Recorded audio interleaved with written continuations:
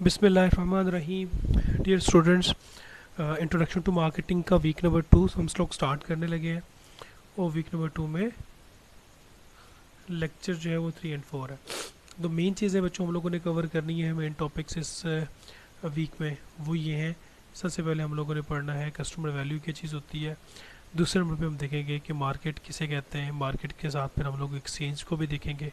फिर market segmentation, और market segmentation के साथ जुड़ा हुआ एक और टॉपिक है जिसे हम कहते हैं मार्केट टारगेटिंग या टारगेट मार्केटिंग या टारगेट मार्केट। और उसके बाद हमारे पास 5 मज़ीद पॉइंट्स रह जाएंगे डिस्कस करने के लिए, वो होंगे मार्केट मैनेजमेंट ओरिएंटेशन के। ठीक है जी। तो सबसे पहले हम लोग स्टार्ट करेंगे कस्टमर वैल्यू से। कस्टमर वैल्यू किसे कहते हैं बच्चों? कस्टमर वैल्यू का मतलब ये होता है कि जब हम कोई प्रोडक्ट मार्केट में ऑफर कर रहे होते हैं, जैसे कि पिछले वीक में हम लोगों ने प्रोडक्ट एंड सर्विस के बारे में थोड़ा सा पढ़ लिया था।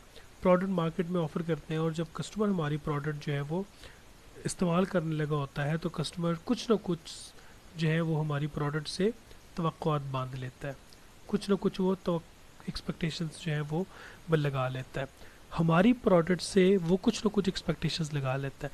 जब हमारी प्रोडक्ट कस्टमर इस्तेमाल कर यूज़ करता है, कंज्यूम करता है, और after the consumption and after the use अगर कस्टमर की एक्सपेक्टेशंस पे हमारी प्रोडक्ट पूरी उतरती है या कस्टमर्स की एक्सपेक्टेशंस मीट हो जाती है हमारी प्रोडक्ट इस्तेमाल करने के बाद, तो इसका मतलब ये हुआ कि कस्टमर जो है वो सेटिस्फाई हो जाएगा। ठीक हो गया? तो इसका मतलब ये हुआ है कि जब हम लोगों ने जो प्रोडक्ट बनाने के लिए सारी की सारी मेहनत की थी और जो हम लोगों ने एफर्ट्स की थी, वो हमारी जो एफर्ट्स हैं वो इसलिए कामयाब हुई कि हमने कस्टमर को वैल्यू दी और कस्टमर की नीड को पूरा किया, और कस्टमर जो है वो हमारी प्रोडक्ट इस्तेमाल करने के बाद सेटिस्फाई हुआ। ठीक है जी। ये ज़रा देख लीजिएगा, customer form expectations about the value and satisfaction that various market offerings will deliver and buy accordingly। ठीक हो गया जी। सबसे पहले क्या होगा कि हमारी एक्सपेक्टेशंस हम लोग बना लेते हैं, ठीक है। और जब हम लोग एक्सपेक्टेशंस बना लेते हैं किसी भी प्रोडक्ट के साथ, उसके बाद फिर क्या होता है, तो उन एक्सपेक्टेशंस के बेस पे फिर हम लोग जो मार्केट ऑफरिंग्स होती है, मार्केट ऑफरिंग्स में हम लोगों ने पहले भी पढ़ लिया हुआ है किस किस क्या कहते हैं। मार्केटिंग ऑफरिंग्स के अंदर हमारी प्रोडक्ट और हमारी सर्विसेज होती हैं। ठीक हो गया? वो फिर हम लोग जो है वो परचेज करते हैं, बाय करते हैं। ठीक है जी, समझ आ गई। तो सबसे पहले बच्चों एक चीज़ हम लोगों ने डिस्कस की है, वो है एक्सपेक्टेशंस। अगर कस्टमर की एक्सपेक्टेशंस मीट हो जाती है तो वो सेटिस्फाई हो जाता है। सेटिस्फैक्शन के साथ एक और टॉपिक जो है वो हमारे यहाँ बड़ा इंपॉर्टेंट है और उसको हम लोग कहते हैं कस्टमर डिलाइट। ये थोड़ा सा आगे जाएंगे तो हम लोग पढ़ेंगे व्हाट इज़ कस्टमर डिलाइट।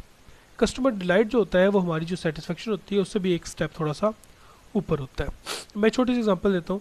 अगर हम कोई यार्ड स्टिक रखते हैं और हम ये कहते हैं कि हमारी जो एक्सपेक्टेशंस है, ये कस्टमर की एक्सपेक्टेशंस हमसे इतनी है कि 100 जो है वो एक्सपेक्टेशंस है, और जब हमारी परफॉर्मेंस जो है वो भी 100 ही होती है, तो इसका मतलब है कि एक्सपेक्टेशंस और हमारी परफॉर्मेंस यानी कि प्रोडक्ट की जो सर्विसेज है या प्रोडक्ट की जो परफॉर्मेंस है वो और एक्सपेक्टेशन चुक के बराबर है, तो इसका मतलब है कस्टमर सेटिस्फाइड है।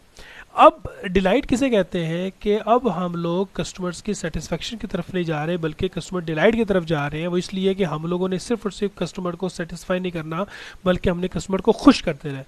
खुश कर देने से मुराद ये है कि अगर उसकी एक्सपेक्टेशन 100 है तो हमने 100 ही परफॉर्मेंस नहीं देनी बल्कि हमने कुछ और ऐड कर देना है परफॉर्मेंस के अंदर।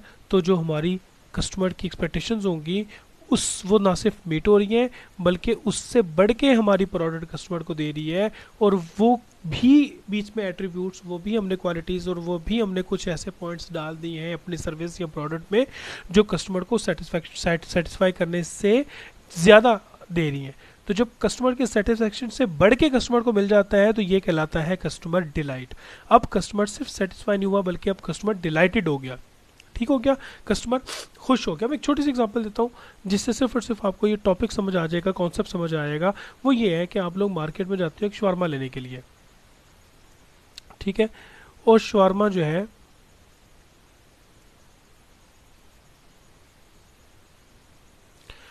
उसकी जो प्राइस है वह है ₹100। ठीक है, आप 100 रुपीज़ का शवारमा जो है वो मार्केट से ख़रीदने के लिए जाते हो। आप किसी शॉप पे गए, किसी आप दुकान पे गए या स्टोर पे गए या किसी रेस्टोरेंट में जाके आपने शॉर्मा ऑर्डर किया और आपने 100 रुपीज़ का शॉर्मा ऑर्डर कर दिया। अब वो जो शॉर्मा डिलीवर करने के लिए आपके सामने आया या आपको सर्व करने के लिए आया, तो उसने शॉर्मा के साथ एक गिलास जो है वो कोल्ड ड्रिंक भी आपको साथ में ऑफर कर दी। ठीक है, तो आपने कहा भैया ये कोल्ड ड्रिंक तो मैंने ऑर्डर नहीं की, लेकिन वो कहेंगे सर 100 रुपीज़ का आपने हमसे शवारमा लिया है तो ये हम आपको कॉम्प्लीमेंट्री कोल्ड ड्रिंक दे रहे हैं। तो अब आपने एक्सपेक्टेशंस ये लगाई थी 100 वाली एक्सपेक्टेशंस, कि जिसमें आपने ये एक्सपेक्टेशन लगाई थी कि हमारी जो प्रोडक्ट है वो इस्तेमाल करने के बाद जो कस्टमर होगा या हमारे हम जो है 100 रुपीज़ पे करेंगे और 100 रुपीज़ में हमें एक चिकन का शवारमा मिल जाएगा। लेकिन 100 रुपीज़ में चिकन के शवारमे से बढ़ के आपको एक चीज़ मिल रही है जिसे हम कोल्ड ड्रिंक कह रहे हैं, तो ये अब कस्टमर सेटिस्फेक्शन से थोड़ा सा ऊपर वाला लेवल होगा और इसको हम लोग कहते हैं कस्टमर डिलाइट या डिलाइटेड कस्टमर। आई थिंक आपको समझ आ गई। अब अगर आप लोगों को यहाँ तक समझ आई है तो एक चीज़ और भी बड़े मज़े की है, वो ये है कि अगर हम लोगों ने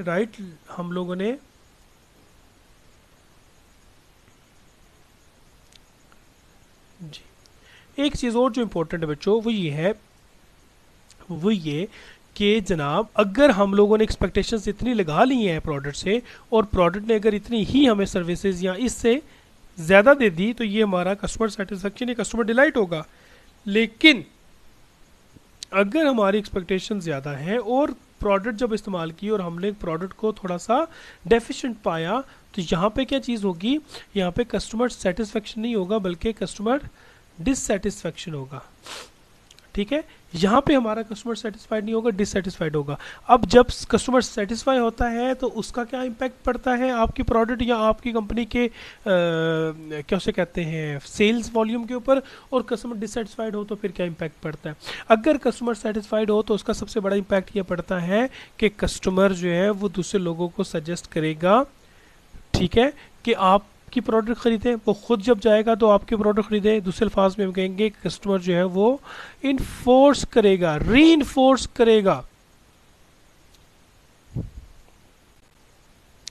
कस्टमर जो है वो री इन्फोर्स करेगा आपकी प्रोडक्ट। ठीक है, कस्टमर जो है वो री इन्फोर्स करेगा आपके प्रोडक्ट खरीदने की कोशिश करेगा बार बार। और अगर ऐसे सिचुएशन पैदा हुई कि कस्टमर आपकी प्रोडक्ट से सेटिस्फाई नहीं हुआ, तो वो फिर क्या करेगा, रीइंफोर्स नहीं करेगा बल्कि वो क्या करेगा, वो दोबारा से आपकी प्रोडक्ट नहीं ख़रीदेगा। जब वो प्रोडक्ट नहीं ख़रीदेगा तो वो दूसरे लोगों को भी आपकी प्रोडक्ट के बारे में नेगेटिव ही बताएगा और दूसरे लोग जो हैं वो भी आपकी प्रोडक्ट नहीं ख़रीदेंगे। तो ये एक डिफरेंस होता है कि जब आपका एक कस्टमर सेटिस्फाई हो जाता है तो एक नेटवर्क बन जाता है। इसका मतलब ये हुआ कि वो खुद भी दोबारा से आपकी प्रोडक्ट ख़रीदेगा, जिसे हम रीइंफोर्समेंट कहते हैं, और वो दूसरे लोगों को भी सजेस्ट करेगा कि वो इसी आप ही की कंपनी की प्रोडक्ट्स जो है वो ख़रीदे। ऑन दी अदर हैंड अगर वो डिससेटिस्फाइड हो जाता है तो ना सिर्फ वो आपकी प्रोडक्ट खरीदना छोड़ेगा बल्कि वो दूसरे लोगों को भी यही सजेस्ट करेगा कि आपकी प्रोडक्ट के साथ उसका एक्सपीरियंस अच्छा नहीं है, तो इसलिए हमने आपकी कंपनी की उन्होंने प्रोडक्ट ना खरीदे और सजेशन यही दे लेगी। ठीक हो गया। इसका मतलब ये हुआ कि चूंकि डिससेटिस्फाइड कस्टमर आपको बहुत बड़ा नुकसान पहुंचा सकते हैं, तो अब हम लोगों ने क्या करना है, मार्केटर्स ने क्या करना होता है, set the right level of expectations. Customer हमसे क्या एक्सपेक्ट कर रहे हैं इसका एक लेवल हम लोगों ने खुद चूज करना होता है। ठीक है, खुद कैसे चूज करते हैं, वो मार्केट रिसर्च होती है, उसके अलावा कुछ अपने एक्सपर्ट्स होते हैं जो हमें गाइड करते हैं, हमें हेल्प करते हैं कि हमारे कस्टमर्स की ये एक्सपेक्टेशंस है तो हम लोगों ने ये एक्सपेक्टेशंस को पूरा करना है।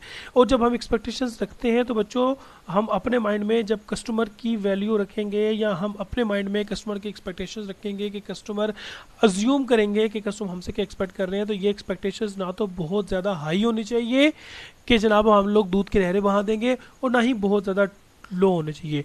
ये मॉडरेट होनी चाहिए आपकी जो एक्सपेक्टेशंस है। जब आप मॉडरेट एक्सपेक्टेशंस रखते हैं तो उसके बाद हमें रिटर्न में क्या मिलता है, कस्टमर सेटिस्फाई होता है और कस्टमर को वैल्यू मिलती है। ठीक हो गया जी, यहाँ तक जो है वो टॉपिक हमारा जो है वो मेरे ख्याल में सब लोगों को क्लियर होगा। अब हम लोग इसके बाद अगला टॉपिक पढ़ेंगे और अगला टॉपिक है एक्सचेंज रिलेशनशिप। जी तो स्टूडेंट्स हम लोगों ने अब पढ़ना है एक्सचेंज। ये जो टॉपिक है ये हम लोग पढ़ेंगे इंशाल्लाह नेक्स्ट वीडियो में। तो इस वीडियो में हम लोगों ने एक्सपेक्टेशंस और हम लोगों ने कस्टमर वैल्यू देखी, और अगले वीडियो में हम लोग पढ़ेंगे एक्सचेंज और कस्टमर रिलेशनशिप।